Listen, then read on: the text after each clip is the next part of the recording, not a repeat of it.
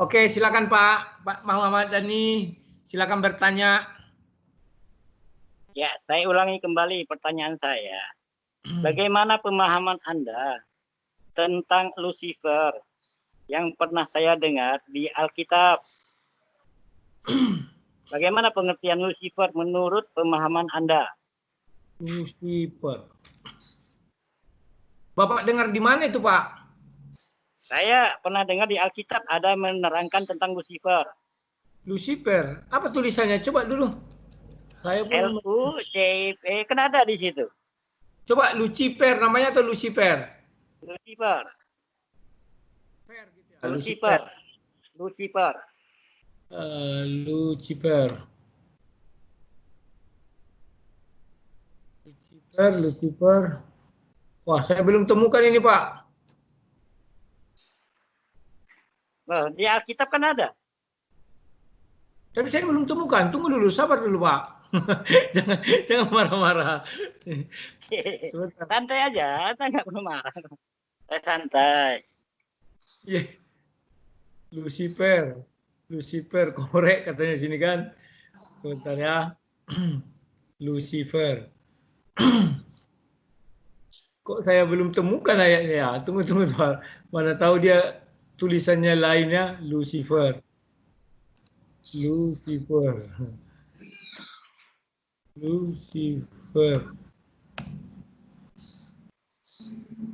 Wah, saya agak kesulitan ini mencarinya, Pak. Belum ketemu saya. Bisa dibantu? Coba Anda perhatikan di Perjanjian Lama, ya, di PB, tentang kisah Rasul kalau tidak salah. Itu kok banyak, ini saya rasa itu kan sudah populer itu masalah Lucifer itu. Iya, tapi saya nggak dapat apanya kalimat langsung Lucifer. Kalau di sini dibuat ada yang bilang dia iblis, ya kan? Ada yang bilang bintang kejora, ada yang bilang cahaya. Yang mana satu nih? Makanya saya mau tanya kepada Anda, pengertian bagaimana? Anda itu apakah pengertian Anda itu Lucifer itu bermakna iblis atau bintang timur? Kan di dalam Alkitab itu kan memiliki makna yang dikatakan kontradiksi. Memang banyak saya perhatikan seperti itu. Mohon maaf, saya memang baru mempelajari Alkitab. Tetapi kalau masalah agama Islam, oke, nggak masalah. Ya, berarti mungkin Bapak mau mengatakan Lucifer ini iblis sajalah kita bilangnya. Atau bagaimana? Boleh. Karena Anda, saya mau menanyakan. Makanya saya katakan, saya mau menanyakan kejelasannya menurut Anda. Sesuai dengan ilmu pengetahuan Anda. Apa sih mana Lucifer itu? Yang sebenarnya menurut Anda. Ya, bahwa iblis itu adalah malaikat yang kita katakan dalam hal ini melawan perintah Tuhan, itu loh. Jadi Tuhan tidak pernah menciptakan iblis. Tuhan hanya menciptakan malaikat, namun dalam perjalanannya ada satu malaikat yang dia itu kalau saya jelaskan agak panjang sih, dia sudah memakan buah pohon pengetahuan. Gitulah kira-kira. Loh, yang makan pohon pengetahuan itu kan Adam, bukan malaikat. Kenapa Anda katakan malaikat pula yang jadi makan pohon pengetahuan? Ya, karena begini, malaikat itu secara dasar dia hanya mengikut perintah Tuhan ya. Nah, saya berargumen kok bisa malaikat ikut juga memakan pohon itu dari Kejadian 3 ayat 22. Di mana di sana dikatakan, saya bacakan Pak ya. Berfirmanlah Tuhan Allah, sesungguhnya manusia itu telah menjadi seperti salah satu dari kita, katanya kan. Tahu tentang yang baik. Nah, di sini ada kata telah menjadi salah satu dari kita. Siapa kita yang dimaksud? Kan demikian nanti pertanyaannya. Nah, kita baca lagi, tahu tentang yang baik dan yang jahat. Nah, artinya manusia itu pada Kejadian 3 ayat 22 sudah mengetahui yang baik dan jahat. Nah, dari mana pengetahuan manusia yang baik dan jahat? Dari pohon pengetahuan. Nah, sementara di sana ada dikatakan manusia telah menjadi seperti yang salah satu dari kita, seperti itu hampirlah sempurna 100% menjadi seperti salah satu dari kita. Nah, Apa yang dikatakan di sana kita itu siapa? Yang pertama, kita bilang Kejadian 1 ayat 1 sampai Kejadian 1 ayat 3. Allah, Roh Allah, dan firman Allah. Nah, ternyata ketiga-tiganya ini sumber pengetahuan yang baik dan jahatnya bukan dari pohon pengetahuan seperti manusia. Karena kata seperti di sana artinya hampir menyerupai ya. Nah, jadi siapa yang dimaksud? Kita lanjutkan. Maka sekarang jangan sampai ia mengulurkan tangannya dan mengambil pula dari pohon kehidupan itu dan memakannya sehingga ia hidup untuk selamanya. Artinya orang yang dimaksud ini adalah dia memakan pohon kehidupan juga, maka dia hidup selamanya. Jangan sampai katanya kan. Nah, siapakah yang dimaksud di sini? Hanya satu yang mendapat pengetahuannya di luar daripada Tuhan. Siapa dia? Dialah iblis. Maka dari itu di Kejadian 3 ayat 1, adapun ular ialah yang paling cerdik dari segala binatang di darat yang dijadikan oleh Tuhan Allah.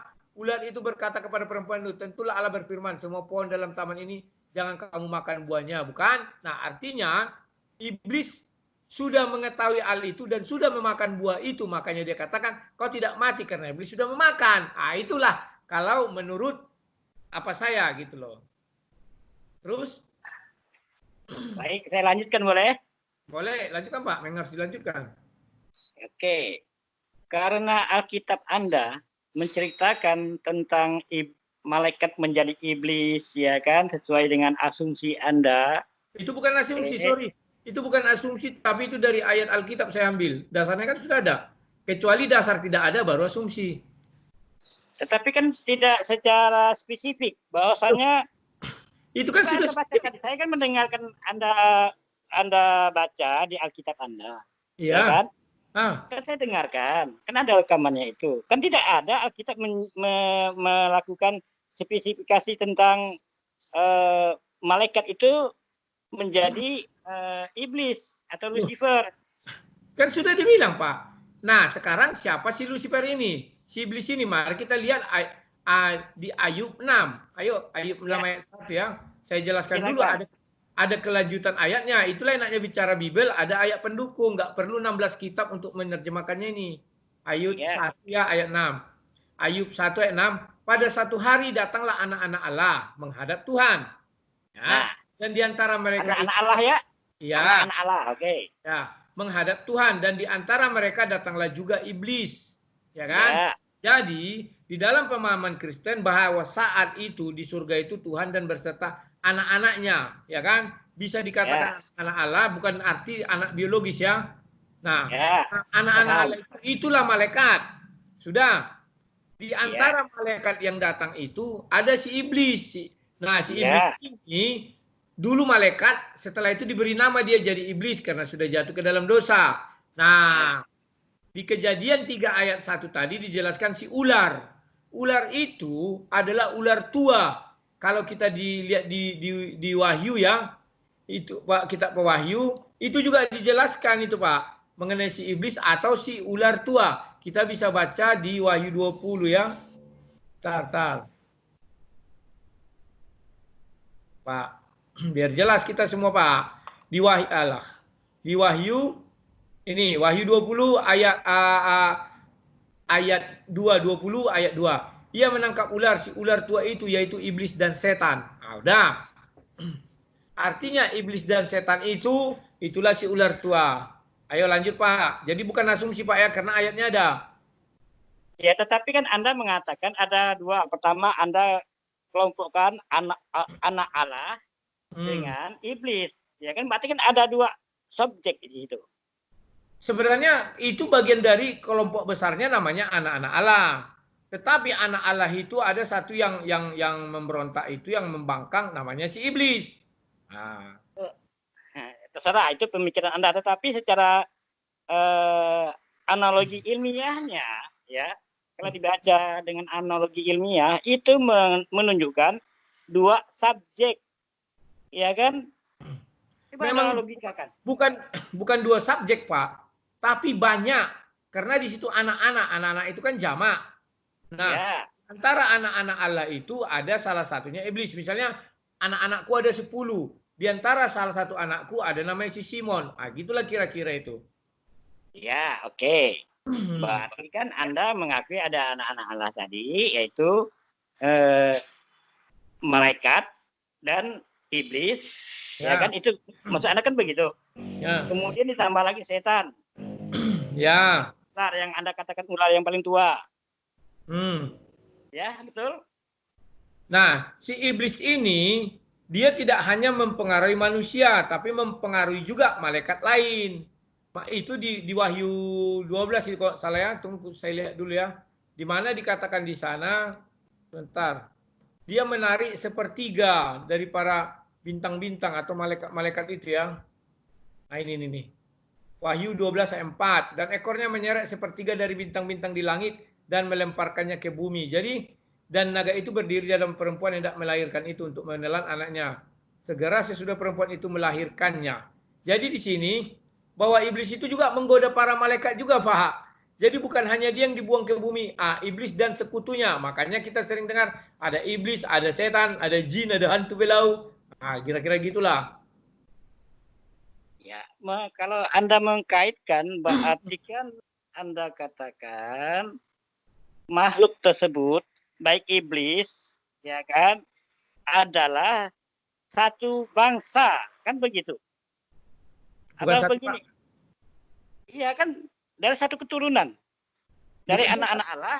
Dia bukan keturunan itu Pak, tapi diciptakan. Sehingga boleh dikatakan dia anak Allah, bukan anak biologis. Kalau dia diciptakan berarti kan ada dua subjek. Kalau dia satu ciptaan berarti satu subjek saja, nggak mungkin dua. Walaupun banyak jenisnya. Dalam contoh manusia kan satu, tetapi keturunannya banyak, makanya dikatakanlah kita ramai-ramai. Jadi umatnya kan begitu. Ya, berarti itu dipahami. Kita bilang malaikat lah. Oke, terus. Kan enggak, bukan saya, Anda. Kalau kami sih tidak, pemahaman Islam kan beda. Saya ingin mengetahui pemahaman Anda dulu. Iya. Oke, iya. Makanya saya katakanlah itu malaikat. Satu subjek. Oke. Terus? Makanya saya tanyakan, kalau memang satu subjek, kemudian subjek itu berubah sifat menjadi iblis, iya kan? Betul? Satu subjek, banyak objek. Terus? Ya, satu subjek jadi berpecah menjadi berbagai macam sifat, yaitu sifatnya iblis. Ya, bukan kan berpecah, tapi dia ketika ciptakan satu subjek banyak objek. Nah, terus salah satu dari objek itu, itulah yang membangkang namanya iblis. Terus? Ya, itu kan menurut Anda, menurut Alkitab Anda. Ya, mohon maaf, menurut Alkitab Anda. Ya, terus? Saya tanyakan, original dari kitab Anda yang menjelaskan kepada manusia di muka bumi ini, ya, original kitab Anda yang menjelaskan kepada manusia di muka bumi ini, bisakah diuji secara ilmiah kebenarannya? Loh, originalitasnya. Kenapa tidak? Coba bagaimana Anda bisa menjelaskan kalau original? Kenapa? Mohon maaf, ya saya potong dikit. Kenapa saya katakan tidak original? Karena di Alkitab yang saya perhatikan itu lebih banyak, lebih dominan adalah ya analogi penulis.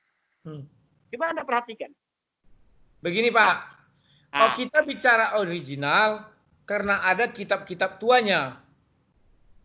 Demikian kan? Iya. Nah, ya sudah. Bahwa kitab kami, sebentar. Bukan, bentar dulu. Yang dipotong dulu. Jawab. Belum selesai. Silakan. Nah, jadi kitab-kitab tua yang ditemukan di tanah apa sana 1001 malam sana sampai katakanlah Timur Tengah sana, itu sudah membuktikan bahwa benar kitab suci kami ada dasarnya. Kan demikian.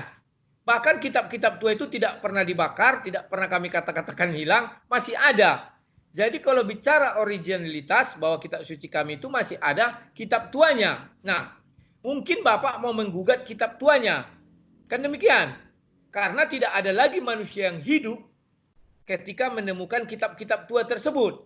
Nah, saya jawab secara ilmiah karena kita ini adalah orang hidup di dalam zaman sekarang atau katakanlah setelah kitab-kitab tua itu tiada, maka kitab tua itu secara ilmiah dianggaplah itu sebagai sumber dari sumbernya kitab suci yang ada sekarang. Oke, silakan. Apalagi Pak? Makanya saya tanyakan tadi, sekiranya itu ya, yang Anda katakan kitab itu masih ada originalnya, tetapi faktanya, ya faktanya, kitab yang tertulis di dalam Alkitab, originalnya saya belum ada lihat. Yang namanya original, salinan original, ya. Setiap ada original, kan ada salinan originalnya. Ya. Bukan terjemahannya. Iya. Ternyata yang saya perhatikan, yang saya download di Alkitab Lai ini, itu ternyata itu terjemahannya. Yang mana originalnya itu mana? Nah, begini Pak. Akan begitu. Ya. Yang namanya original kan ada salinan original. Setelah ada salinan original, baru ada terjemahan. Ini tahu-tahu muncul terjemahan. Kan aneh. Kira-kira logikanya di mana? Nah, begini Pak. Bapak sudah mengakui bahwa yang Bapak baca itu kan Alkitab terjemahan lain. Ya. Nanti Bapak coba cari namanya Alkitab bahasa Ibrani dan bahasa Yunani. Ada kok Pak. Jadi untung Bapak akui bahwa Bapak hanya membaca Lai punya ya. Saya aja di depan saya ini Alkitab Sabda, saya buka, saya lihat di sini ada bahasa Ibrani, Hebrew, ada bahasa Yunani. Sehingga saya bisa mengerti, bahkan kodeksnya pun ada dengan nomor-nomor. Saya kasih linknya nanti sama Bapak setelah kita diskusi. Tolong Bapak buka sajalah, di situ lengkap ya. Nah, apalagi Pak? Jadi yang Anda katakan tadi dari kitabnya Yunani, ya kan, baik bahasa Yunani, baik bahasa Armania, ya kan, baik bahasa Ibrani kuno, ya, itu dapat, saya terus terang aja mendapatkan kiriman-kiriman dari medsos tentang apa tulisan-tulisan tersebut. Saya akui, saya nggak punya bisa mendownload itu, saya hanya bisa mendownload Alkitab. Kalau untuk yang kalau nanti saya kasih Bapak link, nanti saya kasih Bapak link, bisa di download, langsung diklik aja, langsung terbuka itu. Iya. Dan itu dicatat sesuai salinan aslinya yang sekarang ada di Rome, di Vatikan, sama dengan yang di Israel itu sendiri. Tidak ada diubah itu. Kalau diubah marahlah Yahudi, ya. Marahlah apa itu Yunani Rome itu ya. Ayo lagi Pak. Makanya saya heran antara Alkitab yang lain yang saya perhatikan dengan Alkitab Yunani yang berbahasa Yunani dengan Ibrani, sinerginya tidak ada. Justru banyak kontradiksi. Apa yang membuat Bapak mengatakan tidak ada sinerginya? Contohnya apa bahasa Ibraninya? Terus apa bahasa Indonesianya? Biar kita carikan. Contohnya aja ya. Satu yang saya ungkapkan, masalah nama Theos. Ya, Theos. Kenapa Theos? Kemudian di dalam dia ada juga mengatakan Allah. Kan aneh juga kan? Gimana itu? Itu begini originalnya Pak. Bagaimana? Kalau macam bentar, saya jelaskan. Kalau di dalam Al-Quran jelas Allah ya Allah. Jadi segala bangsa, segala suku, ya kan di dunia ini, setiap manusia yang di dunia ini yang mengakui Islam, dia pasti menyebut Allah. Nggak ada bahasa yang lain. Nah, sudah. Oke, silakan. Di dalam bahasa paham, yang penting Anda paham dulu maksud saya. Udah tahu saya. Jadi Pak, kenapa orang di Indonesia menggunakan kalimat Allah? Karena itu sesuai dengan unsur serapan yang sudah ditetapkan di dalam EYDE atau di dalam bahasa Indonesia itu sendiri. Dan semua kaidah-kaidah penerjemahan Alkitab sekarang lah itu sudah sesuai dengan... Saya potong dikit. Ini bukan cuma Indonesia loh, maksud saya seluruh dunia. Iya, seluruh dunia. Seluruh dunia umat Islam tetap menyebutnya Allah. Nggak ada satupun umat Islam di seluruh dunia yang mengatakan selain Allah, nggak ada. Sebentar, saya ada tamu, sebentar.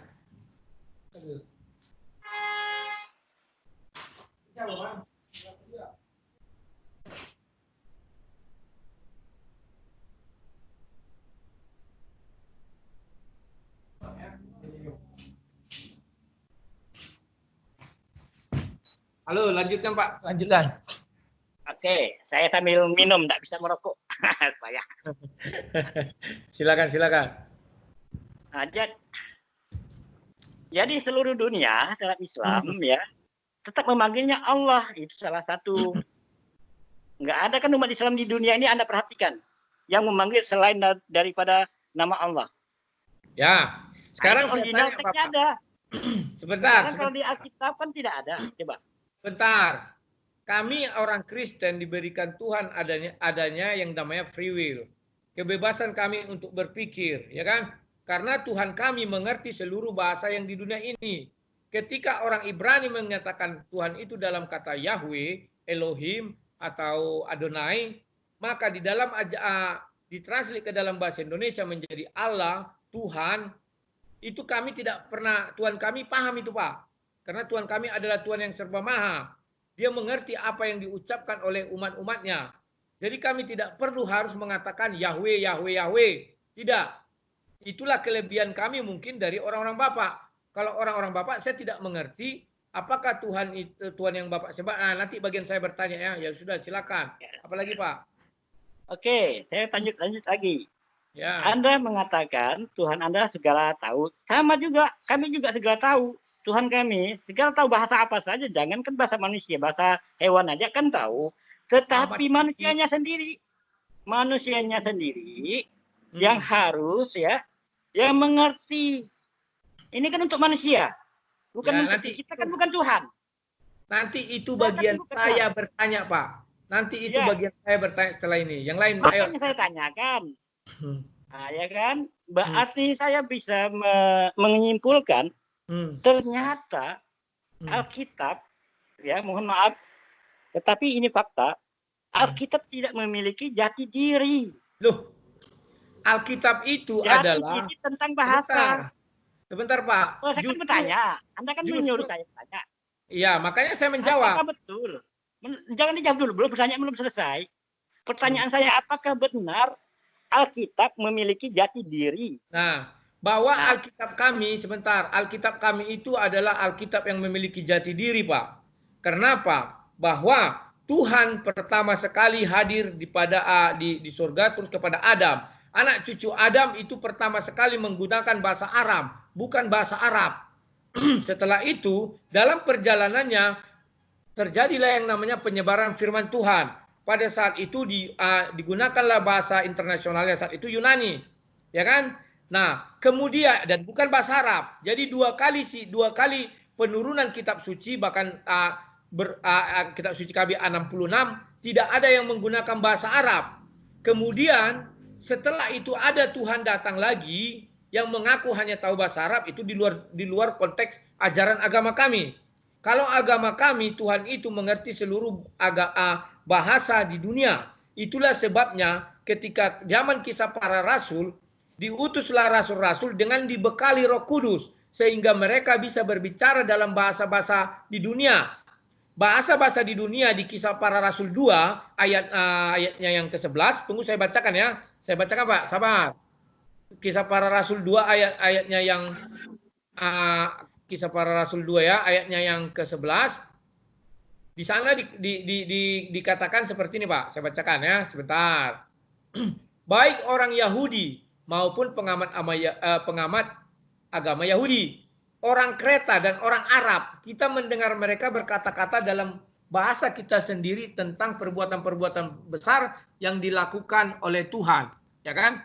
Artinya setelah Yesus naik ke surga, disuruhlah memberitakan berita ini sehingga seluruh dunia bisa mengerti Injil ini, termaksud orang-orang Arab, termaksud yang namanya Noval dan juga pendeta-pendeta yang ada di Arab, sehingga mereka bisa berbahasa Arab. Tetapi identitas pertamanya bukan bahasa Arab, tetapi bahasa Ibrani dan bahasa Yunani. Oke, lanjut Pak. Nah, Anda mengatakan bahasa Ibrani dan bahasa Yunani. Oke, ya, Ibrani dan Yunani. Sekarang saya tanya, teks original dari kedua bahasa tersebut di dalam Alkitab ternyata tidak ada. Mana? Tidak ada. Justru, mohon maaf, saya pernah berbicara dengan Sadiquddin Ibrahim. Dia bikin Alkitab pakai bahasa Arab, ya kan? Nah, kemudian si Lai Tan Liu, saya juga pernah bicara berjam-jam dengan dia, lebih dari belasan jam. Itu langsung berdialog langsung itu pakai WA. Nah, kemudian dia berusaha juga ingin menciptakan Alkitab menggunakan bahasa Arab. Saya juga bangga sebagai umat Islam. Ternyata bahasa Arab, ya bahasa Arab itu kan bahasa Al-Quran. Loh, ya. Pak, bahasa Arab itu adalah bahasa orang-orang di tanah Arab, bukan bahasa Al-Quran, Pak. Lebih dahulu ada orang-orang di tanah Arab, baru Al-Quran turun. Lebih dahulu Alkitab di dalam bahasa Arab, baru Al-Quran turun. Fakta menyebutkan, saya ralat dikit. Ketika pamannya Khadijah, itu kan orang Kristen. Saya ralat. Saya ralat. Al-Quran menggunakan bahasa Arab. Ya, kalau itu benar. Kan begitu. Al-Quran menggunakan bahasa Arab, itu maksud saya. Ya, jadi konotasi pemikiran saya ke sana loh. Jangan Anda pelintir. Bukan saya pelintir, memang Bapak mengatakan bahasa Tuhan tapi kan bahasa Arab. Seharusnya kan konotasi pemikiran saya kan Anda katanya paham. Loh, nah, jadi saya paham. Karena betul orang-orang Muslim mengatakan bahwa bahasa surga adalah bahasa Arab. Dan itu di hadisnya juga ada. Saya sudah bicara sama Zulkifli M. Abbas. Itu seorang ustadz. Saya bicara sama Sinanda, seorang ustadz. Betul. Tetapi tidak pernah bahasa Arab, tidak pernah bahasa surga lebih dahulu daripada orang Arab itu hadir. Tidak pernah Al-Quran lebih dulu datang daripada orang Arab itu hadir. Tidak pernah itu, Pak. Kita lihat urutan sejarah. Ya. Benar. Al-Quran itu setelah dan bahasa pertama para nabi bukan bahasa Arab, tapi bahasa Aram atau Ibrani. Seluruh nabi-nabi yang ada di Al-Quran adalah nabi-nabi Arab, Ibrani, kecuali Nabi Muhammad. Betul sekali pernyataan Anda. Makanya Bapak harus bertanya, kenapa Al-Quran tidak bahasa Ibrani? Ya karena nabinya orang Arab. Nabinya orang Arab. Iya.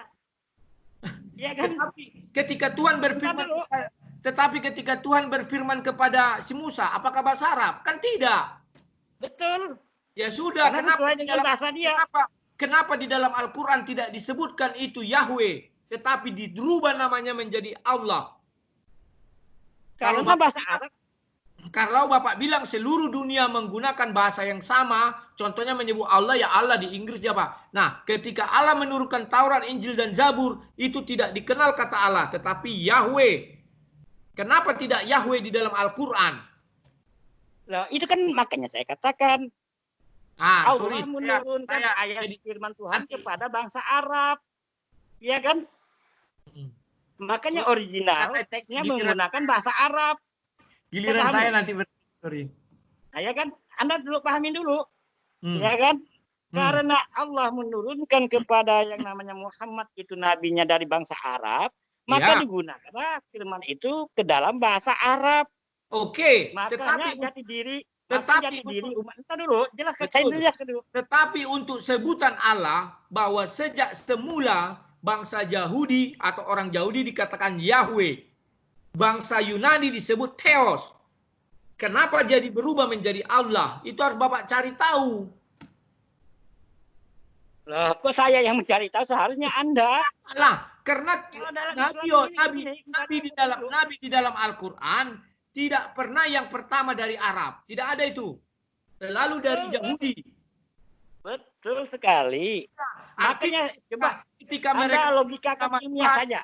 Ketika mereka menyebut nama Tuhan dengan sebutan apa?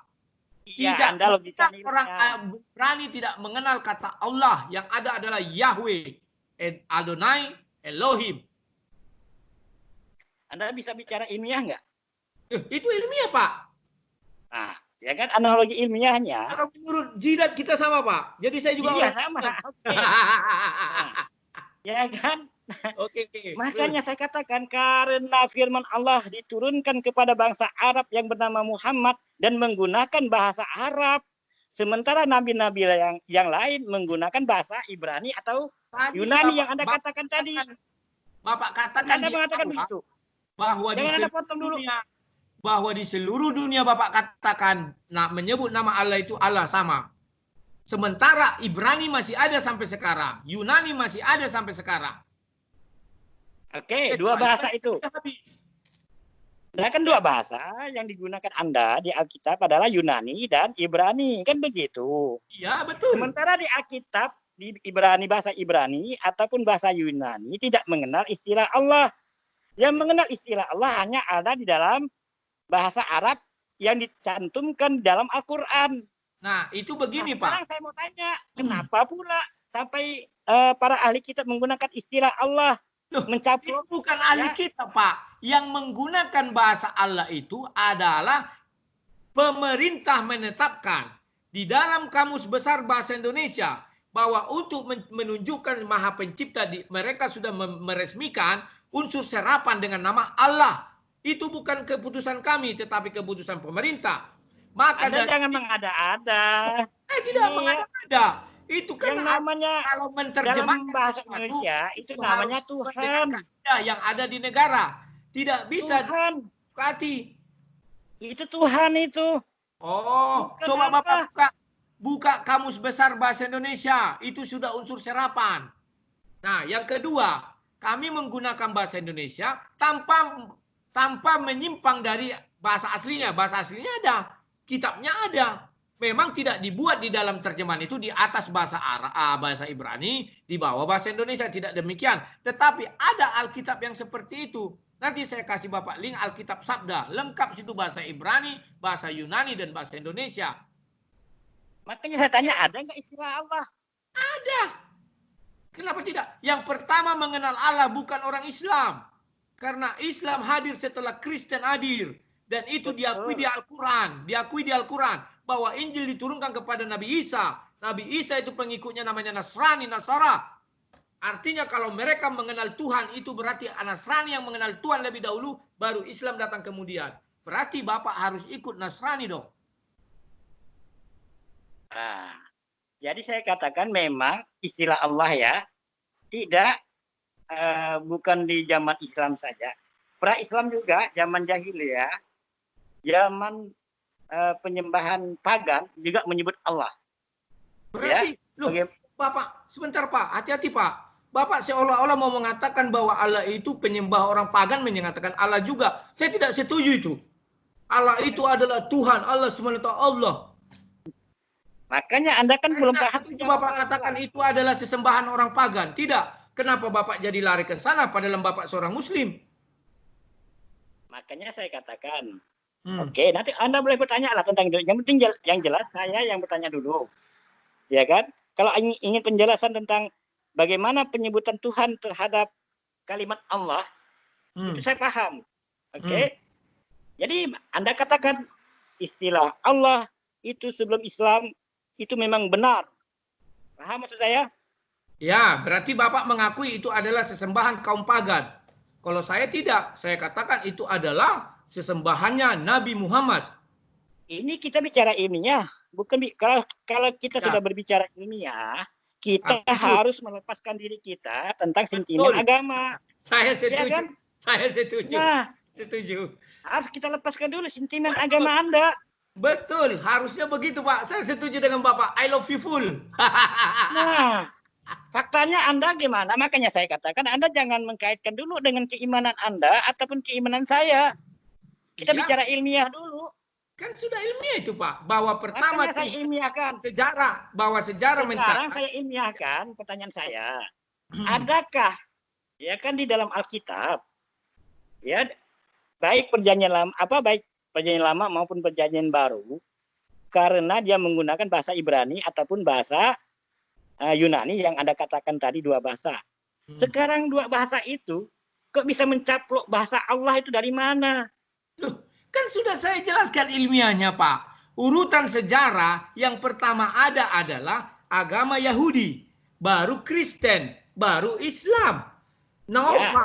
Noval pamannya si Khadijah itu Kristen. Dia di Arab bicaranya bahasa apa? Tentu bahasa Arab. Bukan bahasa Ibrani atau bahasa Yunani. Itu logika berpikir dan itu sudah sesuai dengan sains dan akademisi. Jadi apa lagi?